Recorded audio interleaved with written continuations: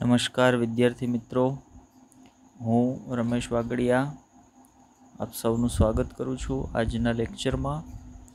આજનો લેક્ચર આપણું જે રનિંગ ચેપ્ટર છે કે જે ધોરણ 12નું 10મું ચેપ્ટર છે, માનવ કલ્યાણમાં સૂક્ષ્મ જીવો અથવા સૂક્ષ્મ જીવાણુઓ, બરાબર, એના પરનો આજે આપણે બીજો લેક્ચર જોવા જઈ રહ્યા છીએ. મતલબ ગયા લેક્ચરથી આપણે એક નવા ચેપ્ટર તરીકે ધોરણ 12નું 10મું ચેપ્ટર જે માનવ કલ્યાણમાં સૂક્ષ્મ જીવાણુઓ છે એની શરૂઆત કરી છે. લેક્ચર નંબર 1ની અંદર, એટલે કે ગઈકાલના લેક્ચરમાં, પહેલા લેક્ચરમાં આપણે સૂક્ષ્મ જીવો કોને કહીએ એના સંદર્ભે વાત કરી હતી. ત્યાર પછી સૂક્ષ્મ જીવો કઈ રીતે માનવ કલ્યાણના હેતુથી આપણને ઉપયોગી છે એની વાત આપણે કરતા હતા. પછી આપણે ઘરગથ્થુ ઉત્પાદનોમાં સૂક્ષ્મ જીવાણુઓનો શું ફાળો છે એના વિશે ગઈકાલના લેક્ચરની અંદર આપણે વાત કરી હતી. જેમ કે સૌથી સામાન્ય ઉદાહરણ સૂક્ષ્મ જીવાણુનો જ્યાં આપણે ઉપયોગ, સૂક્ષ્મજીવનો જ્યાં આપણે ઉપયોગ કરતા હોય એવું એક ઘરગથ્થુ ઉત્પાદનમાં હતું દૂધમાંથી દહીં બનાવવાની પ્રક્રિયા, જેમાં એક બેક્ટેરિયા લેક્ટિક એસિડ બેક્ટેરિયા અથવા તો LAB લેક્ટોબેસિલસ બેક્ટેરિયા આપણે કહીએ છીએ એ ઉપયોગમાં આવતા હતા. ત્યાર પછી આપણે બેકરી પ્રોડક્ટ છે એની વાત કરી હતી. ત્યાર પછી ઇડલી કે ઢોસા જેવા જે ઘરગથ્થુ ઉત્પાદનો છે એની અંદર આથો લાવવા માટે સૂક્ષ્મ જીવાણુઓનો ઉપયોગ છે એ થતું હોય છે. અમુક પ્રણાલીગત પીણા, જેમ કે આપણે દક્ષિણ ભારતમાં થતું એક પ્રણાલીગત પીણું ટોડી પીણું, એને બનાવવા માટે પણ સૂક્ષ્મ જીવાણુઓનો ઉપયોગ થતો હોય છે. સ્વિસ ચીઝની આપણે વાત કરી હતી, એને બનાવવા માટે એક બેક્ટેરિયા છે એનો ઉપયોગ થતો હોય છે. ત્યાર પછી રોકવીફોર્ડ ચીઝની વાત કરી હતી, જેને બનાવવા માટે એક નિશ્ચિત પ્રકારની ફૂગનું સંવર્ધન છે એના ઉપર કરવામાં આવે છે. મતલબ આપણે રોજિંદા જીવનમાં એવી ઘણી બધી વસ્તુના સંપર્કમાં આવીએ છીએ કે જેના માટે અથવા તો જેને બનાવવા માટે ક્યાંક ને ક્યાંક સૂક્ષ્મ જીવાણુઓ છે એ કાર્યરત હોય અથવા તો આપણા માટે કામ કરતા હોય છે, બરાબર. મતલબ સૂક્ષ્મજીવો આપણે બીજી ગઈકાલે એ પણ વાત કરી હતી કે ભાઈ નોર્મલી આપણા મગજની અંદર સૂક્ષ્મજીવોની છાપ કેવી છે, તો ભાઈ સૂક્ષ્મજીવો મોટે ભાગે નુકસાન કરતા હોય, રોગકારક તરીકે વર્તતા હોય. તો બધા જ સૂક્ષ્મજીવો એવા હોતા નથી. હા, એવા સૂક્ષ્મજીવોના પણ આપણે એક્ઝામ્પલ લીધા છે. જેમ કે આપણે માઇકોબેક્ટેરિયમ ટ્યુબરક્યુલીની વાત કરીએ, કે પછી માઇકોબેક્ટેરિયમ લેપ્રીની વાત કરીએ, ક્લોસ્ટ્રીડિયમ ટીટેનીની વાત કરીએ, કે વિબ્રિયો કોલેરીની વાત કરીએ, ક્રાઇનોબેક્ટેરિયમ ડિપ્થેરીની વાત કરીએ. આ બધા વિવિધ પ્રકારના રોગ ઉત્પન્ન કરતા, રોગકારક તરીકે વર્તતા સૂક્ષ્મજીવો છે. પણ એનો અર્થ એવો નથી કે તમામે તમામ સૂક્ષ્મજીવો છે એ રોગકારક અથવા માનવજાત માટે નુકસાનકારક જ હોય. ઘણા બધા એવા સૂક્ષ્મજીવો છે કે જે માનવજાત માટે ફાયદાકારક છે, માનવજાતના કલ્યાણના કાર્યમાં સંકળાયેલા છે. તો એવા સૂક્ષ્મ જીવાણુઓ વિશે આ ચેપ્ટરમાં આપણે ચર્ચા કરવાના છીએ. ગયા લેક્ચરમાં ઘરગથ્થુ ઉત્પાદનમાં સૂક્ષ્મ જીવાણુઓના ફાળા વિશે આપણે વાત કરી હતી. હવે વાત કરીએ આજના લેક્ચરની. આજના લેક્ચરમાં આપણે કઈ બાબત પર વાત કરવાના છીએ? તો આજના લેક્ચરમાં આપણે ઔદ્યોગિક ઉત્પાદનોમાં સૂક્ષ્મ જીવાણુઓનો શું ફાળો છે ને એના સંદર્ભની વાત કરવાના છીએ, બરાબર. ગઈકાલે આપણે સૂક્ષ્મ જીવોના ઉપયોગ દ્વારા વિવિધ ઉત્પાદનો પ્રાપ્ત કરવાની વાત કરતા હતા, પણ એ ઘરગથ્થુ ઉત્પાદનો હતા, ઘરગથ્થુ વપરાશના ઉત્પાદનો હતા. મતલબ તો ભાઈ એને તમે એક નાના વાસણની અંદર કે નાની પેટ્રી પ્લેટની અંદર, લાઈક પ્રયોગશાળામાં તમે પ્રયોગ કરવા માટે સૂક્ષ્મ જીવાણુનો ઉપયોગ કરો છો તો નાની પેટ્રી પ્લેટમાં બનાવી શકો.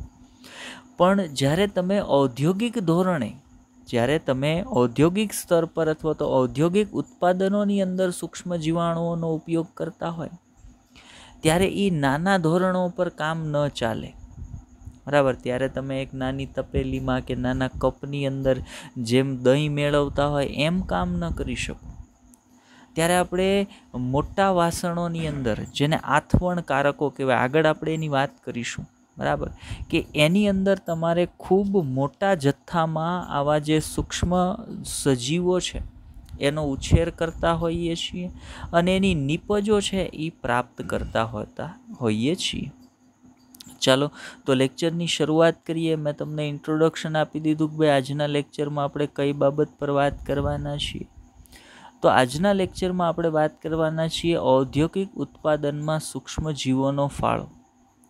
તો અહીંયા ઔદ્યોગિક ઉત્પાદનમાં સૂક્ષ્મજીવોના ફાળાની આપણે વાત કરીએ છીએ તો જ્યારે કોઈ પણ ઉત્પાદન છે ની ઔદ્યોગિક ધોરણે હોય, બરાબર, આપણે જેમ કે ગઈકાલે ઘરગથ્થુ ઉત્પાદનોની વાત કરતા હતા તો એ નાના ધોરણ પર હોય, ભાઈ એ એક પરિવારના પૂરતું જરૂરી ઘટકો છે ને એ એના દ્વારા મેળવવામાં આવતી હોય. જેમ કે ઇડલી ઢોસા બનાવવા માટે આથો નાખવામાં આવતો હોય કે પછી દૂધમાંથી દહીં બનાવવામાં આવતું હોય, તો એ બધું નાના ધોરણો પર હોય જે ઘરગથ્થુ ઉત્પાદન માટેની આપણે વાત કરી. એવી જ રીતે માનો કે તમે પ્રયોગશાળામાં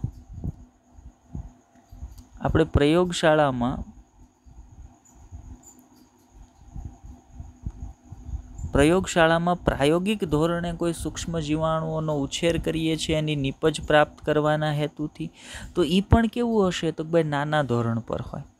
પણ જ્યારે તમે આ જ સૂક્ષ્મજીવોનો ઔદ્યોગિક ઉત્પાદનો પ્રાપ્ત કરવા માટે ઉપયોગ કરો ને ત્યારે એને ખૂબ મોટી સંખ્યામાં ઉછેરવાના હોય. કેમ કે ઔદ્યોગિક ધોરણે સૂક્ષ્મજીવોની જે નીપજ પ્રાપ્ત કરવાની છે એ નાના પ્રમાણમાં તમારે પ્રાપ્ત નથી કરવાની, તમારે ખૂબ મોટા પ્રમાણમાં પ્રાપ્ત કરવાની છે.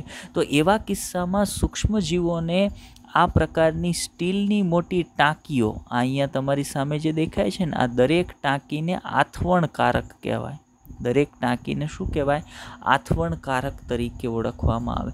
તો આવી મોટી સ્ટીલના વાસણો કે મોટી ટાંકીઓમાં સૂક્ષ્મ જીવાણુઓનો ઉછેર છે એ કરવામાં આવતો હોય. જેમ કે આપણે વાત કરીએ કે કોઈ એક સૂક્ષ્મ જીવાણુઓ છે એની નીપજ છે એ પ્રાપ્ત કરવાની છે, તો એ સૂક્ષ્મ જીવાણુઓનો ઉછેર જરૂરી છે. સંવર્ધન માધ્યમની અંદર તમે એ સૂક્ષ્મ જીવાણુઓનો ઉછેર કરશો ત્યારે તમને એ સૂક્ષ્મ જીવની નીપજ છે એ પ્રાપ્ત થશે. તો તમારે ઔદ્યોગિક ધોરણે આવા જે મોટા વાસણો છે જેને આપણે આથવણકારકો કહીએ છીએ એની અંદર તમારે સૂક્ષ્મ જીવાણુઓનો ઉછેર છે એ કરવાનો થતો હોય છે. આની રચના કેવી હશે એના પર પણ આગળ આપણે વાત કરીશું. પહેલાં આપણે વાત કરીએ ઔદ્યોગિક ઉત્પાદનોમાં સૂક્ષ્મ જીવાણુઓ. તો આપણે શું કહી શકીએ તો કે સૂક્ષ્મ જીવો દ્વારા માનવજાતને ઉપયોગી એવા ઘણા બધા ઔદ્યોગિક ઉત્પાદનો છે ની કરવામાં આવતા હોય. ફરી વખત જે વાત કરું છું એ સાંભળજો કે ઔદ્યોગિક ક્ષેત્રે સૂક્ષ્મ જીવો દ્વારા માનવને ઉપયોગી એવા ઘણા બધા ઉત્પાદનો છે ને કરવામાં આવતા હોય. એમાંથી આપણે એકાદ બે મુખ્ય ઉત્પાદનોની વાત કરીએ તો ઔદ્યોગિક ધોરણે સૂક્ષ્મ જીવો દ્વારા ઉત્પન્ન કરવામાં આવતા ઉત્પાદનોમાં એક હશે વિવિધ પ્રકારના પીણા, ડ્રિંક આપણે જેને કહી શકીએ, વિવિધ પ્રકારના પીણાઓ, બરાબર. અને બીજું હશે પ્રતિજૈવિક દ્રવ્ય,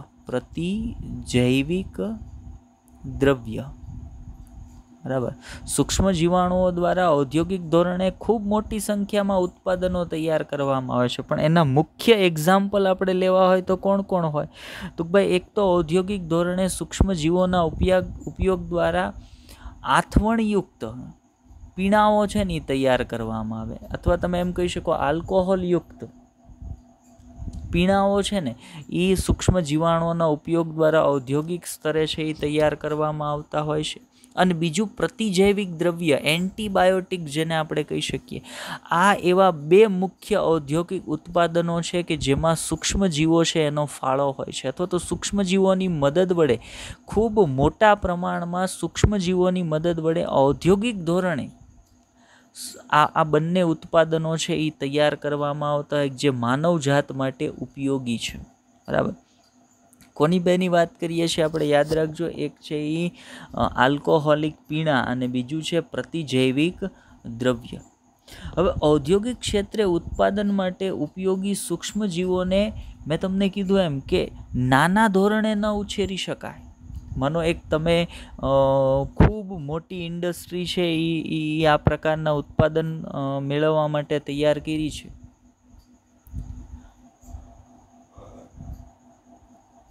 બહુ મોટો એક ફેક્ટરી યુનિટ છે એ તમે તૈયાર કર્યો છે અને દિવસનું તમને 1 લીટર કે 2 લીટર નીપજ મળે છે, તો એ આપણા કંઈ કામનું નથી.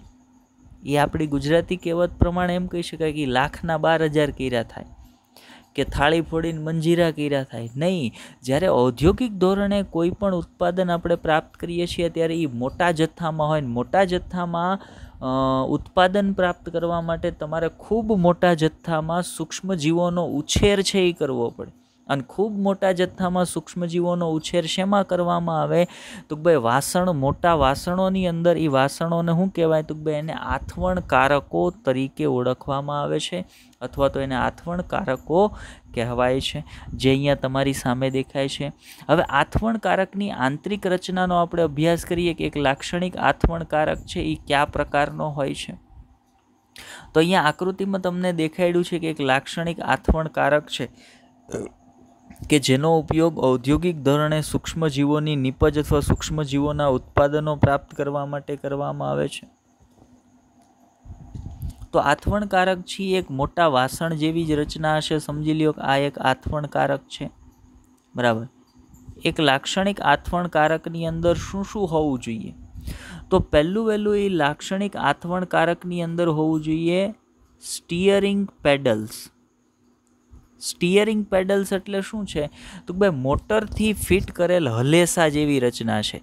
આ આથવણકારકની અંદર જે પ્રવાહી ભરેલું હશે જેને આપણે સંવર્ધન માધ્યમ કહીએ છીએ, જેની અંદર સૂક્ષ્મજીવોનો ઉછેર થતો હોય છે. જેમ પ્રયોગશાળામાં પેટ્રી પ્લેટની અંદર સંવર્ધન માધ્યમ ભરીને એમાં સૂક્ષ્મજીવોનો ઉછેર કરવામાં આવતો, એમ અહીંયા મોટા ધોરણે છે. અહીંયા આ સ્ટીલનો મોટો ટાંકો છે જેને આપણે આથવણકારક કહીએ, એની અંદર ખૂબ મોટા જથ્થામાં સંવર્ધન માધ્યમ ભરીને એની અંદર ખૂબ મોટા જથ્થામાં સૂક્ષ્મજીવોનો ઉપયોગ કરવામાં આવે છે. તો એ જે આથવણકારક છે કે જેની અંદર ઔદ્યોગિક ધોરણે સૂક્ષ્મજીવોનો ઉછેર કરવામાં આવે છે, એક તો એની અંદર હોવું જોઈએ સ્ટીયરિંગ પેડલ, એટલે કે મોટર દ્વારા ચાલતી એવી હલેસા જેવી રચના જે સતત રીતે ફરતી હોય, એકદમ ધીમી સ્પીડે એ સતત રીતે ફરે રાખે છે. જેના કારણે શું થાય તો ભાઈ એ જે આ જે વાસણમાં અથવા આથવણકારકમાં ભરાયેલ જે સંવર્ધન માધ્યમ છે એ સંવર્ધન માધ્યમ સતત રીતે હલનચલન કરતું રહે, જે સૂક્ષ્મજીવો છે એની અંદર સતત રીતે હલનચલન કરતા રહે, હવાની અવર જવર છે એની અંદર થતી રહે. એટલા માટે આ પ્રકારનું એક સ્ટીયરિંગ પેડલ છે એની અંદર આવેલું હોય છે. ત્યાર પછી બીજું શું આવેલું હોવું જોઈએ તો ભાઈ ત્યાર પછી એની અંદર તમારી પાસે એવી વ્યવસ્થા હોવી જોઈએ કે જેની અંદરથી તમે સંવર્ધન માધ્યમને ઉમેરી શકો સતત. ઉદાહરણ તરીકે એક વખત તમે આ આથવણકારકની અંદર જે વાસણ છે એની અંદર સંવર્ધન માધ્યમ ભરી દીધું, હવે એની અંદર સતત રીતે સૂક્ષ્મજીવો છે એની વૃદ્ધિ થઈ રહેલી છે, તો જે સૂક્ષ્મજીવો વૃદ્ધિ પામે છે એ સંવર્ધન માધ્યમમાંથી પોષક દ્રવ્યો પ્રાપ્ત કરશે અને વૃદ્ધિ પામશે. તો ધીમે ધીમે સંવર્ધન માધ્યમમાંથી પોષક દ્રવ્યો, ન્યુટ્રિયન્ટ છે એ ઘટતા જતા હોય. તો દર વખતે તમે આ જે ટેન્ક છે એને ખોલીને અથવા વાસણને ખોલીને એમાં સંવર્ધન માધ્યમ ઉમેરો, એની અંદર પોષક ઘટકો ઉમેરો, એવું ન ચાલે. તો તમારી પાસે એવી નળી અથવા તો એવું કનેક્શન હોવું જોઈએ જ્યાંથી ડાયરેક્ટ તમે એની અંદર પોષક દ્રવ્યોને ઉમેરી શકો. ત્યાર પછી આ જે વાસણ છે અથવા તો આથવણકારક છે એની અંદર થતી અજારક શ્વસનની પ્રક્રિયાના પરિણામ સ્વરૂપે એની અંદર ખૂબ મોટા પ્રમાણમાં એનર્જી, શક્તિ મુક્ત થતી હોય. અહીંયા જે આથવણની પ્રક્રિયા અંદર થાય છે આ આથવણકારકની અંદર, એ આથવણની પ્રક્રિયા દ્વારા ખૂબ મોટી સંખ્યામાં એનર્જી, ખૂબ મોટા જથ્થામાં એનર્જી, શક્તિ છે ને ઉર્જા અહીંયાથી મુક્ત થતી હોય, એના કારણે આથવણકારક છે ને ગરમ થઈ જતું હોય. હવે જો એ વધારે પ્રમાણમાં ગરમ થઈ જાય ને તો એની અંદર રહેલ જે કાંઈ સૂક્ષ્મજીવો હશે ને એ મૃત્યુ પામે. એટલે શું કરવું પડે તો ભાઈ સતત રીતે એને ઠંડુ રાખવું પડે. તો કઈ રીતે ઠંડુ રાખી શકાય તો જુઓ અહીંયા વોટર જેકેટ એવું લખ્યું છે. મતલબ તો ભાઈ આ આથવણ ટેન્કની બહારની બાજુએ બીજી એક ટેન્ક આવેલી હોય, બીજી એક વધારાની ટેન્ક જેવી રચના આવેલી હોય જેમાંથી પાણી છે ને સતત પસાર થતું રહેતું હોય. મતલબ તો આ જગ્યાએથી આ ટેન્કમાં તમે પાણી ઉમેરો છો, બરાબર. અહીંયાથી પાણી છે એ ટેન્કની અંદર ઉમેર્યું તમે, અને એ આ બાજુથી પાણી છે એ પાછું બહાર નીકળી જાય સતત રીતે, મતલબ ઠંડુ પાણી તમે અહીંયાથી ઉમેરા રાખો એટલે એ ઠંડુ પાણી આ જે ટેન્ક છે ને એની ફરતી બાજુ ફરી અને બીજી બાજુએથી બહાર નીકળી જાય, જેના કારણે ટેન્કની બહારની સપાટી જેટલી ગરમ થઈ હોય એ આ ઠંડા પાણીના કારણે ઠંડી રહે, એટલે અંદરનું ટેમ્પરેચર છે એ જળવાઈ રહે. પછી તમે બહારથી હવા છે એની અંદર ઉમેરી શકવા જોઈએ. બરાબર. પછી એક એની તમારી પાસે એવી વ્યવસ્થા હોવી જોઈએ જ્યાંથી તમે આ વાસણને ખોલ્યા વગર નીપજ છે ને એને એકત્રિત કરી શકો. નીપજ છે એ એકત્રિત કરી શકો. તો એક લાક્ષણિક જે આથવણકારક છે એની રચના આ પ્રકારની હોવી જોઈએ. આકૃતિ ઇમ્પોર્ટન્ટ છે, આકૃતિ દોરી લેવાની છે અને આપણે ધ્યાનમાં પણ રાખવાની છે કે એક લાક્ષણિક જે આથવણકારક હોય એ કેવી રચના ધરાવતું હોય છે. ચલો એનાથી આગળ જઈએ. હવે આપણે જઈએ એનસીઆરટી પર. ઔદ્યોગિક ઉત્પાદનમાં સૂક્ષ્મ જીવો સંદર્ભે એનસીઆરટી આપણને શું કહે છે? તો જુઓ, ઔદ્યોગિક ઉત્પાદનમાં સૂક્ષ્મજીવો, તો સૂક્ષ્મજીવો દ્વારા માનવજાતને ઉપયોગી એવા ઘણા ઉત્પાદનો ઔદ્યોગિક ક્ષેત્રે સંશ્લેષિત કરવામાં આવે છે. મતલબ ઉદ્યોગની અંદર સૂક્ષ્મજીવોનો ઉપયોગ કરી અને એવા ઘણા બધા ઉત્પાદનો તૈયાર કરવામાં આવે છે જે માનવ માટે ઉપયોગી છે, માનવજાત માટે ઉપયોગી છે. પણ એમાંના મુખ્ય ઉદાહરણો લઈએ આપણે, અથવા તો એમાંના અમુક ઉદાહરણ લઈએ તો પીણા, બરાબર, અને બીજા છે પ્રતિજૈવિક દ્રવ્ય, તેના કેટલાક ઉદાહરણો છે. મતલબ આ બે વિશે મુખ્યત્વે આપણે અહીંયા વાત કરવાના છીએ. પીણા એટલે કેવા? આલ્કોહોલયુક્ત પીણા અથવા તો આથવણ દ્વારા તૈયાર કરવામાં આવેલા પીણા, જેના માટે આપણે બિયર અથવા દારૂ એવો શબ્દ વાપરીએ છીએ ઈ, બરાબર. તો ઈ છે એ સૂક્ષ્મ જીવો દ્વારા તૈયાર કરવામાં આવે છે. પ્રતિજૈવિક દ્રવ્ય, એન્ટીબાયોટિકની આપણે વાત કરીએ કે ભાઈ આપણે અત્યારે હાલની પરિસ્થિતિમાં આપણે દવાખાને જઈએ અને આપણને કોઈ પણ પ્રકારની બેક્ટેરિયલ ઇન્ફેક્શન હોય મારા શરીરની અંદર, એ બેક્ટેરિયલ ઇન્ફેક્શન છે એ સાલ્મોનેલા ટાઇફીનું હોય તોય ભલે, એ સ્ટ્રેપ્ટોકોકસ ન્યુમોનિયાનું હોય અથવા તો હિમોફિલિસ ઇન્ફ્લુએન્ઝીનું હોય તોય ભલે, એ માઇકોબેક્ટેરિયમ ટ્યુબરક્યુલીનું હોય તોય ભલે, અથવા તો એ સ્ટેફાઇલોકોકસ બેક્ટેરિયાનું ઇન્ફેક્શન હોય તોય ભલે, સ્ટેફાઇલોકોકાઈ બેક્ટેરિયાનું ઇન્ફેક્શન હોય તોય ભલે. મતલબ વ્યક્તિ કે કોઈ પણ પ્રાણીને કોઈ પણ પ્રકારના બેક્ટેરિયલ ચેપ લાગે તો એ બેક્ટેરિયાના ચેપથી વ્યક્તિના શરીરને બચાવવા માટે સૂક્ષ્મજીવોની મદદ વડે એક રસાયણ તૈયાર કરવામાં આવે છે. એ રસાયણને પ્રતિજૈવિક દ્રવ્ય કહેવાય. અત્યારે આપણે દવાખાને જઈએ, આપણો રિપોર્ટ કરે, આપણને બેક્ટેરિયલ ઇન્ફેક્શન કોઈ પણ પ્રકારનું હોય એટલે ડૉક્ટર તમને જે પ્રિસ્ક્રિપ્શન આપે એની અંદર એક એન્ટીબાયોટિક તો હોય ને હોય જ. માનો કે પેનિસિલિન સમૂહની કોઈ હોય, અથવા તો એમ્ફિસિલિન હોય, ક્લોરામફેનિકોલ હોય, બરાબર, ટેટ્રાસાઇક્લિન હોય, એમોક્સિસિલિન હોય. આ બધી જુદી જુદી એન્ટીબાયોટિક છે કે જે જુદા જુદા પ્રકારના બેક્ટેરિયલ ઇન્ફેક્શન માટે ઉપયોગી છે. પ્રતિજૈવિક દ્રવ્ય વિશે આગળ ડિટેલમાં વાત કરીએ. શું કામ એને પ્રતિજૈવિક દ્રવ્ય કે એન્ટીબોડી કહેવામાં આવે છે? જોઈએ, ઔદ્યોગિક ક્ષેત્રે ઉત્પાદન માટે ઉપયોગી સૂક્ષ્મજીવોને મોટા વાસણમાં ઉછેરવામાં આવે છે, જેને આથવણકારક કહેવાય. આગળ મેં તમને બતાવ્યું ને મોટું વાસણ જેને આથવણકારક કહેવાય, કે ઔદ્યોગિક ધોરણે તમે પેટ્રી પ્લેટમાં કે નાના વાસણની અંદર સૂક્ષ્મજીવોનો ઉછેર કરો એ ન ચાલે. ઔદ્યોગિક ધોરણે મોટા વાસણોની અંદર એનો ઉછેર કરવો પડે. જે મોટા વાસણને આપણે શું કહીએ છીએ? તો એને આપણે આથવણકારક તરીકે ઓળખીએ છીએ. ચાલો આગળ વધીએ. ત્યાર પછી એનસીઆરટી સંદર્ભે ઓકે, વિવિધ પ્રકારના આથવણયુક્ત પીણાઓ. મતલબ આપણે બે બાબતની વાત કરવાની આગળ વાત જોઈ ને, બે સૂક્ષ્મજીવોના ઉપયોગ દ્વારા ઔદ્યોગિક ધોરણે અથવા તો સૂક્ષ્મજીવોના ઉપયોગ દ્વારા કયા ઔદ્યોગિક ઉત્પાદનો કે જે માનવ માટે ઉપયોગી છે એવા તૈયાર કરવામાં આવે છે. તેમાં આપણે બે ઉદાહરણ જોઈએ. એક તો પીણા અને બીજું કયું હતું? પ્રતિજૈવિક દ્રવ્ય. તો પહેલાં આપણે વિવિધ પ્રકારના આથવણયુક્ત પીણાઓની વાત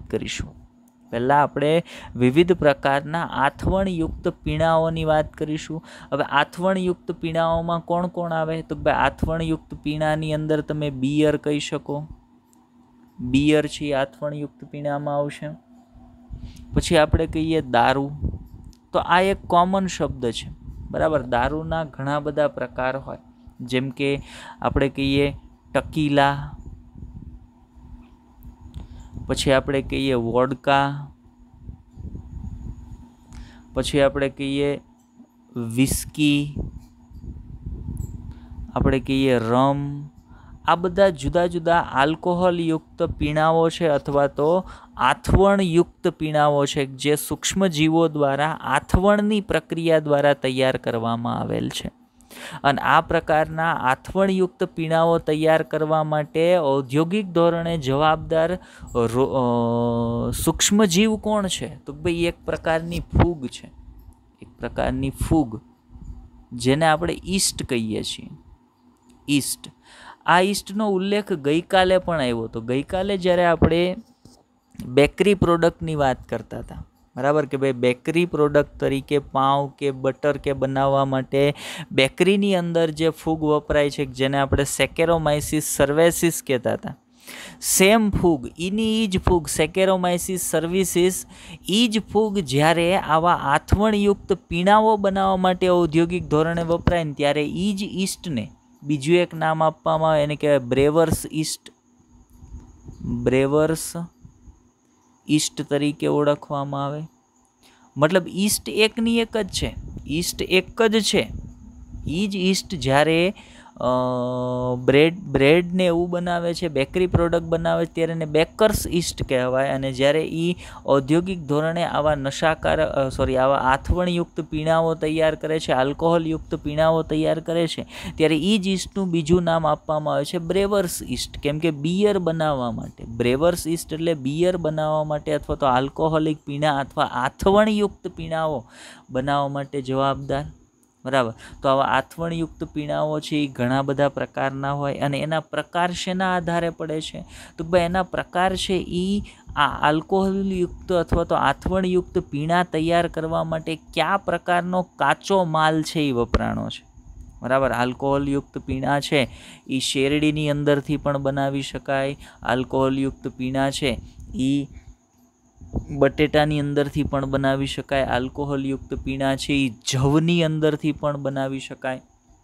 આલ્કોહોલયુક્ત પીણા છે એ તમે ગ્રેપ્સ એટલે કે દ્રાક્ષની અંદરથી પણ બનાવી શકો. આલ્કોહોલયુક્ત પીણા છે એ એપલ એટલે કે સફરજનની અંદરથી પણ તમે બનાવી શકો. ચોખાની અંદરથી પણ બનાવી શકો. મતલબ તમે જે પ્રકારનો કાચો માલ છે એ આ પ્રકારના આથવણયુક્ત પીણા બનાવવા માટે તૈયાર કરો છો અથવા તો ઉપયોગ કરો છો, એના આધારે જુદા જુદા પ્રકારના આથવણયુક્ત પીણાઓ છે એ તૈયાર થતા હોય, કે જેમાંના અમુકના નામ આપણે અહીંયા લખ્યા છે. લાઈક બિયરની વાત કરીએ, દારૂની અંદર ટકીલા છે, વોડકા છે, વિસ્કી છે, રમ છે.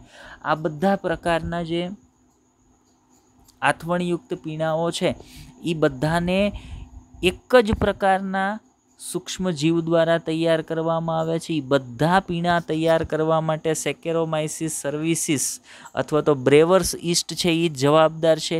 માત્ર તફાવત શું છે? તો ભાઈ આ ઈસ્ટને જો જવ ઉપર ફણગાવેલા એટલે આપણને ખબર પડી જવું જોઈએ કે તમે પલાળીને રાખો ને એની અંદરથી કોટલો ફૂટી જાય ને, એવા ફણગાવેલા જે જવ હોય ને, એ ફણગાવેલા જવના દાણા ઉપર આ ફૂગનો ઉછેર કરાવવામાં આવે. મતલબ તો ઔદ્યોગિક ધોરણે જે આથવણકારક છે, આથવણકારકની અંદર આવા ફણગાવેલા જવ છે ને એને મૂકી દેવામાં આવે, અને પછી એના પર ફૂગનો છંટકાવ કરી દેવામાં આવે. હવે અંદર રહેલી ફૂગ છે એ આ ફણગાવેલા જે ઘઉં છે અથવા તો ફણગાવેલા જે જવ છે એ જવનો ખોરાક તરીકે ઉપયોગ કરે. એની અંદર રહેલ જે શર્કરા હશે એ શર્કરાનું અજારક શોષણ કરશે, આથવણ કરશે, અને એ આથવણના પરિણામ સ્વરૂપે એ વાસણની અંદર અથવા એ આથવણકારકની અંદર શું તૈયાર થશે? તો ભાઈ આથવણકારકની અંદર બિયર છે એ તૈયાર થશે. તો મતલબ જવની અંદરથી બિયર તૈયાર થાય છે. એની જગ્યાએ માનો આપણે વોડકાની વાત કરતા હોય તો એના માટે કાચો પદાર્થ છે એ બદલી જશે. કેમ કે જ્યારે સેકેરોમાઇસિસ સર્વાઇસિસને આથવણકારકની અંદર પોટેટો એટલે બટેટામાં મૂકવામાં આવે, બટેટાની અંદર એ સ્ટાર્ચ આવેલો છે. તો જ્યારે એને બટેટાની અંદર મૂકવામાં આવે ત્યારે આથવણકારકની અંદર નાખેલી ફૂગ છે એ બટેટાની અંદર રહેલી શર્કરાનું અજારક શ્વસન કરશે અને અજારક શ્વસનના પરિણામ સ્વરૂપે આથવણકારકની અંદર તો ભાઈ જે આથવણયુક્ત પીણાનું નિર્માણ થાય છે એ આથવણયુક્ત પીણાને આપણે વોડકા તરીકે ઓળખશું. એવી જ રીતે વિસ્કી બનાવવા માટે તો ભાઈ ગ્રેઇન્સનો ઉપયોગ છે એ થતો હોય છે.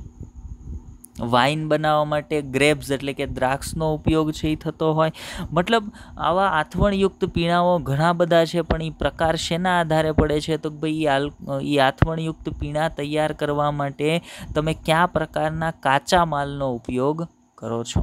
બરાબર, ચલો આગળ વધીએ. ત્યાર પછી જોઈએ તો આથવણયુક્ત પીણાઓની વાત પર હવે આવ્યા. એનસીઈઆરટી શું કહે છે આથવણયુક્ત પીણાઓ માટે? જુઓ તો પ્રાચીન કાળથી વાઇન, બિયર, વિસ્કી, બ્રાન્ડી કે રમ જેવા પીણા ઈસ્ટની મદદથી ઉત્પાદિત કરવામાં આવે છે.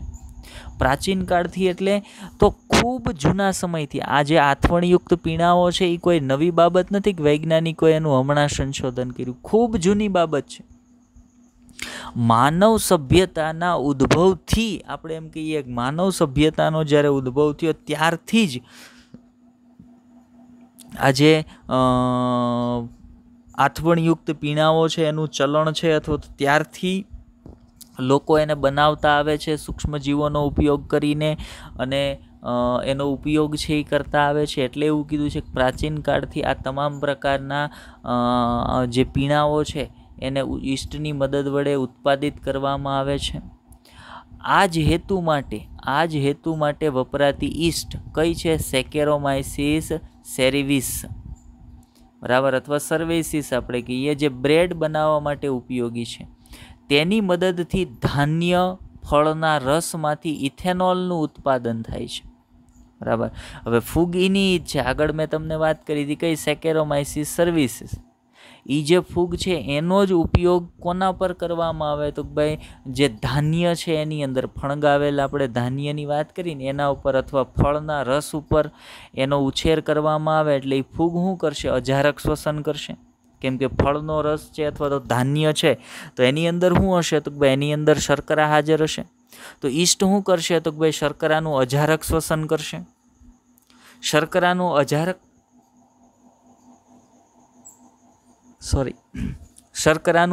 શ્વસન થશે તો અજારક શ્વસનના પરિણામ સ્વરૂપે એનું ઉત્પાદન થશે તો ભાઈ આલ્કોહોલનું, ઇથેનોલનું ઉત્પાદન થશે. અને આ પ્રકારના આથવણયુક્ત પીણાઓ છે એ તૈયાર થતા હોય. જે ઈસ્ટને આપણે બ્રેવર્સ ઈસ્ટ કહીએ છીએ એ બિવેર્સિસ એટલે કે આથવણયુક્ત પીણાઓ જેને બિવેર્સ કહેવાય છે એને બનાવતી જે ઈસ્ટ છે એને બ્રેવર્સ ઈસ્ટ તરીકે ઓળખવામાં આવશે. તો બ્રેવર્સ ઈસ્ટ પૂછે તોય સેકેરોમાઇસીસ સર્વાઇસીસ છે, અને બેકર્સ ઈસ્ટ પૂછે તો પણ એ શું છે તો ભાઈ સેકેરોમાઇસીસ સર્વેસીસ છે. ચાલો આગળ વધીએ. ત્યાર પછી આપણે પ્રકારોની વાત પર જઈશું. ઓકે, આપણને એવું પૂછ્યું છે કે શું તમને યાદ આવે છે કે કઈ ચયાપચયિક પ્રક્રિયા દ્વારા પ્રક્રિયાના કારણે ઈસ્ટમાંથી ઇથેનોલનું ઉત્પાદન છે એ થાય છે? હા, તો આ પથ છે એ આપણે ધોરણ 11ની અંદર ક્યાંક ભણી ગયા છીએ. બરાબર, ધોરણ 11માં આપણે જ્યારે શ્વસનની વાત કરતા હતા, આપણે એક યુનિટ ભણ્યા હતા શ્વસન. એની અંદર આપણે જોયું હતું કે ભાઈ સૌથી પહેલાં ગ્લુકોઝનું શું થાય છે તો ભાઈ ગ્લાયકોલિસિસ થાય છે. ગ્લાયકોલિસિસના અંતે પાયરુવિક એસિડના 2 અણુ બનતા હતા. એ પાયરુવિક એસિડના અણુ છે એ જારક શ્વસનની અંદર જાય, અને જો એ બેક્ટેરિયા કે ફૂગનો કોષ હોય તો એ અજારક શ્વસનની અંદર જશે. ફૂગની અંદર અજારક શ્વસનના પરિણામ સ્વરૂપે શું બનતું હતું તો ભાઈ એમાંથી બનતો હતો આલ્કોહોલ અથવા તો ઇથેનોલ બનતો હતો. C2H5OH બનતો હતો. હવે જુઓ એ આલ્કોહોલિક આથવણ, એ આથવણની પ્રક્રિયાને આપણે આલ્કોહોલિક આથવણ કહેતા હતા. અને આપણને પ્રશ્ન એ જ પૂછ્યો છે કે શું તમને યાદ આવે છે કઈ ચયાપચયિક પ્રક્રિયાના કારણે ઈસ્ટમાંથી ઇથેનોલનું ઉત્પાદન થતું હતું? તો આપણી પાસે શું હતું? ગ્લુકોઝ હતો. એ ગ્લુકોઝમાંથી શું બન્યું હતું? ભાઈ આખી ગ્લાયકોલિસિસની પ્રક્રિયાના અંતે 2 પાયરુવિક એસિડના અણુ બન્યા. આ પાયરુવિક એસિડના અણુ જો જારક શ્વસનમાં આગળ વધે તો કોઈ પ્રોબ્લેમ ન થાય, પણ એ અજારક શ્વસનમાં આગળ વધે છે તો અજારક શ્વસનમાં આગળ વધે એટલે પાયરુવિક એસિડના અણુ 2 CO2 2 પાયરુવિક એસિડના અણુ છે એટલે એ 2 CO2ના અણુ મુક્ત કરશે. તો એક પાયરુવિક એસિડ 3 કાર્બનથી બનેલું હોય તો દરેક પાયરુવિક એસિડ 1 કાર્બનનો મોલેક્યુલ CO2 સ્વરૂપે મુક્ત કરે. તો હવે દરેકની અંદર 2 કાર્બનના મોલેક્યુલ છે એ રહેશે. દરેક પાયરુવિક એસિડ હતું એની પાસે હવે 2 કાર્બનના મોલેક્યુલ રહેશે. એટલે હેમાં ફેરવાઈ જશે તો ભાઈ પાયરુવિક એસિડ હવે ફેરવાઈ જશે એસિટાલ્ડિહાઇડની અંદર. અને એ એસિટાલ્ડિહાઇડ છે એ ત્યાર પછી બીજા સ્ટેપમાં શેમાં ફેરવાશે? ઇથેનોલની અંદર, એટલે કે C2H5OHની અંદર ફેરવાઈ જાય છે, ઇથેનોલની અંદર ફેરવાઈ જાય છે. તો આ ચયાપચયિક પથ છે જેને આપણે આલ્કોહોલિક આથવણ કહીએ છીએ. આ ચયાપચયિક પથને શું કહેવાય? આલ્કોહોલિક આથવણ, જે તમને ક્યાં જોવા મળે? ફૂગના કોષમાં જોવા મળે. અને અહીંયા આપણે આ જે આથવણ, આલ્કોહોલિક આથવણ કરાવવાના છીએ, અથવા તો આ જે આથવણયુક્ત પીણાઓ તૈયાર કરવાના છીએ, એની અંદર સૂક્ષ્મ જીવ તરીકે આપણે કોના લીધા છે? તો ભાઈ ફૂગને લીધી છે. એટલે ફૂગની અંદર જે શ્વસન થશે એ કેવું થશે? તો ભાઈ આલ્કોહોલિક આથવણ અથવા અજારક શ્વસન છે એ થવાનું છે. અને એના પરિણામ સ્વરૂપે ઇથેનોલનું ઉત્પાદન છે એ થવાનું છે. ચલો આગળ વધીએ. તો આથવણ માટે વપરાતા કાચા માલના પ્રકાર કે પ્રક્રિયા શું કીધું છે? જુઓ કે આથવણ માટે વપરાતા કાચા માલના પ્રકાર અને પ્રક્રિયાના પ્રકાર, એટલે કે નિસ્યંદિત હોય કે અનિસ્યંદિત હોય. નિસ્યંદિત એટલે ગાળેલું હોય, શુદ્ધ કરેલું હોય, ફિલ્ટર કરેલું કે ફિલ્ટર ન કરેલું, એના આધારે વિવિધ પ્રકારના આલ્કોહોલીય પીણા છે એ મેળવવામાં આવે. જેમ કે વાઇનની વાત કરીએ, બિયરની વાત કરીએ, આ બંને ઉત્પાદન નિસ્યંદન વગર મેળવી શકાય છે. એટલે અનિસ્યંદિત રીતે. આગળ મેં એક ચાર્ટ મૂક્યો છે કઈ રીતે એની આલ્કોહોલિક પીણાની બનાવટ થાય છે, એમાં હું તમને પાછો સમજાવીશ. જ્યારે વિસ્કી છે, બ્રાન્ડી છે, રમ છે, આ બધા પ્રકારના આલ્કોહોલિક પીણા છે એ આથવણ પામેલ રસમાંથી નિસ્યંદન દ્વારા, એટલે ગાળીને પ્રાપ્ત કરવામાં આવતા હોય. તો મતલબ કયા પ્રકારના કાચા માલનો ઉપયોગ કર્યો છે તમે આથવણયુક્ત પીણા બનાવવા માટે? એક એ બાબત અગત્યની છે. બીજું કે તમે કઈ પ્રક્રિયા દ્વારા આથવણયુક્ત પીણાઓ છે એ તૈયાર કરો છો, એના આધારે વિવિધ પ્રકારના આથવણયુક્ત પીણાઓ છે એ તૈયાર થતા હોય છે. જેમ કે નીચે થોડાક મેં એક્ઝામ્પલ આપ્યા છે કે ભાઈ અહીંયા પહેલું એક્ઝામ્પલ છે એ બિયર છે. એને તમે શેમાંથી બનાવો? તો આગળ હમણાં મેં તમને કીધું હતું કે જે ફણગાવેલા જવ હોય, ફણગાવેલા જવની અંદરથી આથવણની પ્રક્રિયા દ્વારા બિયર છે એ તૈયાર કરવામાં આવે, જેની અંદર ઇથેનોલ અથવા આલ્કોહોલના પર્સન્ટેજ કેટલા હોય? તો ભાઈ એની અંદર આલ્કોહોલના પર્સન્ટેજ છે એ 5% હોય. કારણ તો ભાઈ એ અનિસ્યંદિત છે, એને ગાળવામાં નથી આવેલ, એનું ગાળણ કરવામાં આવેલ નથી, એનું નિસ્યંદન કરવામાં આવેલ નથી. એટલે બિયર કેવું હોય? અનિસ્યંદિત હોય. બરાબર. એવી જ રીતે તમે જુઓ વાઇનની અંદર એ તમે જોઈ શકો છો કેટલું પ્રમાણ છે આલ્કોહોલનું. તો ભાઈ એની અંદર 15% જેટલો આલ્કોહોલ છે એ આવેલો છે. ત્યાર પછી આપણે જોઈએ શેક. બરાબર. એની અંદર 15 થી 16% આલ્કોહોલ છે એ આવેલો હોય. માનો કે શેક બનાવવા માટે, શેક શેમાંથી તૈયાર થાય છે? તો ભાઈ આ જે છે એને તૈયાર કરવા માટે તો ભાઈ ચોખાનો ઉપયોગ છે એ કરવામાં આવતો હોય. ચોખાની અંદરથી આને તૈયાર કરવામાં આવે, મતલબ ચોખાને પલાળી એની અંદર આથો લાવવામાં આવે, એની અંદર આ ઈસ્ટ છે એને કલ્ચર કરાવવામાં આવે, અને એ ચોખાના આથવણના પરિણામે, અજારક શ્વસનના પરિણામે જે પ્રવાહી તૈયાર થાય એને આપણે શેક તરીકે ઓળખીએ છીએ. એક પ્રકારનું આલ્કોહોલિક પીણું છે. ત્યાર પછી આપણે જોઈએ સ્કોચની વાત કરીએ તો એની અંદર 25 થી 30% આલ્કોહોલ હોય, અને વિસ્કીની વાત કરીએ તો એની અંદર 40% જેટલો આલ્કોહોલ હોય. તો આ બધા છે નિસ્યંદનથી, ગાળણ દ્વારા તૈયાર કરવામાં આવેલા હોય. કોની વાત કરીએ છીએ આપણે? શેકની વાત કરો, સ્કોચની વાત કરો, વિસ્કી, આ બધા એવા દારૂ છે કે જે ગાળણથી તૈયાર કરવામાં આવે, અને એને ગાળી અને એની અંદર આલ્કોહોલનું પ્રમાણ છે ને વધારી દેવામાં આવ્યું હોય, જ્યારે ઓલાને ગાળવામાં ન આવ્યું હોય. કોની વાત કરીએ? બિયર છે, વાઇન છે, એને ગાળણ નથી કરવામાં આવ્યું, એનું નિસ્યંદન નથી કરવામાં આવ્યું, એટલે એની અંદર આલ્કોહોલનું પ્રમાણ કેવું હોય? તો ભાઈ ઓછું હોય. અને આ બધા પ્રકારો આ જે આથવણયુક્ત પીણાના છે એ શેના આધારે પડે છે? તો ભાઈ તમે એક તો કયા સૂક્ષ્મ જીવનો ઉપયોગ કરો છો, બીજું, તમે આ આથવણયુક્ત પીણું તૈયાર કરવા માટે કાચો માલ તરીકે શેનો ઉપયોગ કર્યો છે, એના આધારે વિવિધ પ્રકારના પીણાઓ છે એ આથવણયુક્ત તૈયાર કરવામાં આવતા હોય છે. ચલો આગળ વધીએ.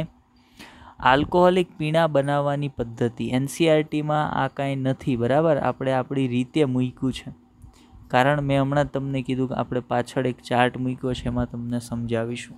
તો જુઓ, કોઈ પણ પ્રકારનો આલ્કોહોલિક અથવા તો આથવણયુક્ત પીણું તૈયાર કરવું છે તો એના માટે પહેલાં રો મટીરિયલ, કાચો પદાર્થ જોઈએ, જેના પર ફૂગ છે એને તમે વૃદ્ધિ કરાવી શકો. મતલબ કાચો પદાર્થ છે ફૂગ માટે સંવર્ધન માધ્યમ તરીકે વર્તશે. કાચા પદાર્થની અંદરથી ફૂગ છે એ પોષણ મેળવશે, વૃદ્ધિ કરશે અને અજારક શ્વસન કરશે અને આ આલ્કોહોલ છે અથવા ઇથેનોલ તૈયાર કરશે. તો સૌથી પહેલાં રો મટીરિયલ, કાચા પદાર્થની જરૂર પડે. એમાં શું શું હોય તો ભાઈ સિરિયલ અનાજ હોય, શુગર કેન શેરડી હોય, મોલાસીસ હોઈ શકે, વિવિધ પ્રકારના ફળ હોઈ શકે, અગેવ છે એની અંદર હોય. આ બધા પ્રકારના ઘટકો છે એને તમે કાચા પદાર્થ તરીકે ઉપયોગમાં લઈ શકો. આની સિવાયના પણ હોઈ શકે ઘણા બધા, તો એ બધાને તમે કાચા પદાર્થ તરીકે ઉપયોગમાં લઈ શકો. શેના માટે? આથવણયુક્ત પીણું તૈયાર કરવા માટે. અને પછી શું કરવામાં આવે તો ભાઈ પછી એની અંદર જે ફર્મેન્ટેબલ શુગર હોય, દરેક કાચો પદાર્થ છે, જેમ કે આપણે વાત કરીએ તો એની અંદર એકાદી શુગર હોય, જેમ કે માલ્ટોઝ હોય, બરાબર, માલ્ટો ટ્રાયોઝ હોય, સુક્રોઝ હોય, ફ્રુક્ટોઝ હોય, ગ્લુકોઝ હોય. આમાંની એકાદી શુગર છે એ તમે લીધેલ કાચો જે પદાર્થ છે એની અંદર હાજર હશે. હવે તો ભાઈ તમે કાચો પદાર્થ લઈ લીધા પછી એની અંદર તમે શું ઉમેરશો તો ભાઈ ફૂગ ઉમેરીએ છીએ, સેકેરોમાઇસિસ સર્વિસીસ. હવે શું થશે તો ભાઈ ફૂગ છે એ ફર્મેન્ટેશનની પ્રક્રિયા કરશે, આથવણની પ્રક્રિયા કરશે. આથવણ થઈ ગયા બાદ એટલે તમે એમાં ફૂગ ઉમેરી દીધી, થોડોક સમય આથવણ થવા દીધું.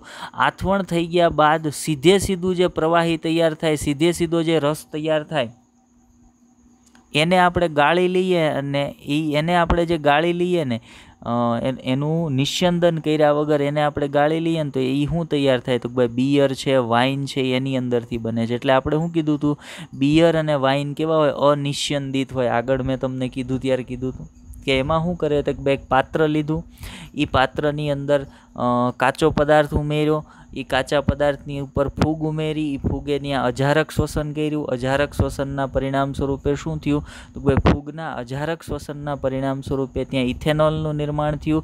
અને ઇથેનોલ જેનું ઇથેનોલનું નિર્માણ થયું છે ઇથેનોલને જે પ્રવાહીની અંદર છે એને સીધો તમે ગાળી લેશો અથવા તો એ રસને સીધો ગાળી લેશો તો એનો બિયર તરીકે કે વાઇન તરીકે ઉપયોગ કરી શકાય. માનો કે તમે જે તમારું આથવણકારક છે એની અંદર અનાજ છે એ ભર્યું હતું, મતલબ ફણગાવેલા અનાજ છે એ ખાસ કરીને જવ છે એ ભર્યા હતા અને એની અંદર સેકેરોમાઇસિસ સર્વેસિસ ફૂગ નાખી હતી અને આથવણ થવા દીધું હતું, તો એની અંદર જે રસ તૈયાર થશે ને આથવણના કારણે એ સીધો તમે લઈ લેશો તો એમાંથી શું તૈયાર થયું કહેવાય તો ભાઈ સીધું બિયર તૈયાર થયું. એને ગાળી લ્યો એટલે એ સીધું બિયર મળ્યું તમને. એવી જ રીતે માનો કે તમે કોઈ ફ્રૂટનો રસ, ખાસ કરીને જ્યારે દ્રાક્ષનો રસ છે એ મૂકવામાં આવે અને એની અંદર ફૂગ નાખવામાં આવે, ત્યાં આથવણની પ્રક્રિયા થાય ને એમાં જે પ્રવાહી તૈયાર થાય ને, જે રસ તૈયાર થાય ને એને ગાળી લ્યો એટલે એ સીધી વાઇન તૈયાર થઈ ગઈ છે. તો આ પ્રકારે ગાળ્યા વગર એટલે કે એને ગાળી લ્યો એટલે નિસ્યંદન વગર જે તમારું આથવણ થયું છે એની અંદરથી જે રસ તમે પ્રાપ્ત કરો ને એ આલ્કોહોલિક પીણા અથવા તો આથવણયુક્ત પીણા કોણ હોઈ શકે તો ભાઈ બિયર હોઈ શકે, વાઇન હોઈ શકે. પછી માનો કે તમારે બિયર કે વાઇન નથી બનાવવું તો તમે આગળ વધો કે એનું ડિસ્ટિલેશન કરો, બરાબર. ડિસ્ટિલેશન કર્યા પછી તો ભાઈ ડિસ્ટિલેશન કર્યા પછી એને મેચ્યોર સ્પિરિટ્સ, તો એમાંથી શું તૈયાર થશે તો ભાઈ વિસ્કી છે, રમ છે એ એની અંદરથી તૈયાર થશે. હવે ઘણી વખત શું કરવામાં આવે તો ભાઈ ઘણી વખત છે એને સ્ટોરેજ કરી દેવામાં આવે. ઘણી વખત છે એને સ્ટોરેજ કરી દેવામાં આવે. જો આલ્કોહોલનું સેવન કરવું બહુ ખરાબ બાબત છે, પણ આલ્કોહોલ ઇન્ડસ્ટ્રીઝ દુનિયાની મોટામાં મોટી ઇન્ડસ્ટ્રીમાંની એક છે કે જે સૌથી વધારે ચાલતી ઇન્ડસ્ટ્રીઓ હોય ને એમાંની એક છે, બરાબર. પછી જુઓ નોન ફ્લેવર એટલે જેની અંદર ફ્લેવર ન ઉમેરેલો એવા વોડકા છે, આ બધા પ્રકારના આલ્કોહોલયુક્ત અથવા તો જે આથવણયુક્ત પીણાઓ છે એ આ રીતે તૈયાર થતા હોય છે. અને ફ્લેવર નાખીને તૈયાર કરવામાં આવે તો ભાઈ એને જીન, વિવિધ પ્રકારના ફ્લેવર છે એની અંદર નાખી અને કોઈ આથવણયુક્ત પીણું છે એ તૈયાર કરવામાં આવે તો એને જીન તરીકે ઓળખવામાં આવે છે. તો આ પ્રકારની પદ્ધતિ દ્વારા વિવિધ પ્રકારના આથવણયુક્ત પીણા અથવા તો જેને આપણે દારૂ કહીએ છીએ એની વિવિધ બ્રાન્ડ છે એ તૈયાર થતી હોય છે. ચાલો, તો આપણે પહેલી જે માહિતી છે એ જોઈ લીધી. કોના સંદર્ભની પહેલી માહિતી જોઈ? તો ભાઈ આપણે જે વાત કરતા હતા કે સૂક્ષ્મ જીવાણુઓનો ઔદ્યોગિક ધોરણે ઉપયોગ આપણે જોઈએ તો ઔદ્યોગિક ધોરણે સૂક્ષ્મ જીવાણુઓના ઉપયોગથી આપણે વિવિધ પ્રકારના જે આથવણયુક્ત પીણાઓ છે એ પીણાઓને તૈયાર કરી શકીએ છીએ. બીજા નંબર પર કોની વાત આવે તો ભાઈ પ્રતિજૈવિક દ્રવ્યોની. પણ આજે આપણે પ્રતિજૈવિક દ્રવ્યોની વાત નથી કરતા. કોઈ કારણસર અત્યારે આપણે વહેલો લેક્ચર પૂરો કરી નાખીએ ટેકનિકલ એરરના કારણે. બરાબર, આજનો લેક્ચર આપણે થોડોક વહેલો પૂરો કરી નાખીએ છીએ. તો લેક્ચર પૂરો આપણે અહીંયા કરીએ છીએ. તો લેક્ચરના અંતમાં આપણે થોડાક તમને પ્રશ્નો આપી દઈએ છીએ ગયા લેક્ચર આધારિત. તો પહેલો પ્રશ્ન તમારો નોટ ડાઉન કરજો બધા. પહેલો પ્રશ્ન છે તમારો આજના લેક્ચરનો કે દૂધમાંથી દહીંના આથવણ દરમિયાન કયા વિટામિનનું પ્રમાણ વધે છે? દૂધમાંથી દહીંનું આથવણ થાય એટલે દૂધમાંથી દહીં બનાવવામાં આવે ત્યારે એની અંદર કયા વિટામિનનું પ્રમાણ છે એ વધી જતું હોય છે? આ તમારો પહેલો પ્રશ્ન હતો. બીજો પ્રશ્ન સાંભળજો કે ટોડી પીણું ક્યાંનું પ્રણાલીગત પીણું છે? ફરી વખત, ટોડી પીણું ક્યાંનું પ્રણાલીગત પીણું છે? તમારો બીજો પ્રશ્ન હતો. હવે જઈએ પ્રશ્ન નંબર 3 પર કે સ્વિસ ચીઝની બનાવટ માટે કયા સૂક્ષ્મ જીવો જવાબદાર છે? સ્વિસ ચીઝની બનાવટ માટે જવાબદાર સૂક્ષ્મ જીવનું નામ જણાવો. ત્રીજો પ્રશ્ન હતો. હવે જઈએ ચોથા પ્રશ્ન પર. ફોર્થ ક્વેશ્ચન તમારો કે સૂક્ષ્મ જીવોના વસવાટના 3 ઉદાહરણો આપો. આપણે ગયા લેક્ચરમાં એવું ભણ્યા હતા ને કે વસવાટની ખૂબ જ વૈવિધ્યતા છે. ઘણા બધા જુદા જુદા વસવાટમાં સૂક્ષ્મ જીવો મળે. તો તમારે કોઈ પણ 3 વસવાટ સૂક્ષ્મ જીવોના કોઈ પણ 3 વસવાટના ઉદાહરણો જણાવવાના છે કે ભાઈ અહીંયા હોઈ શકે, એ અહીંયા હોય અને અહીંયા પણ હોય છે. તો એના વસવાટના 3 ઉદાહરણો આપવાના છે. તો ચાલો 4 ક્વેશ્ચન છે આપણે તમને હોમવર્કમાં આપીએ છીએ. લેક્ચર થોડોક નાનો છે, બધાએ ધ્યાનપૂર્વક જોવાનો છે. પૂછેલા પ્રશ્નોના કોમેન્ટની અંદર આન્સર ફરજિયાત બધાએ કરવાના છે. ચાલ, તો આજના લેક્ચરની અંદર બસ એટલું જ. લેક્ચરને ધ્યાનથી જોજો, સમજવાનો પ્રયત્ન કરજો. ન સમજાતી બાબત કોમેન્ટ કરજો, આપણે ફરી એક વખત તમને સમજાવીશું. Best of luck.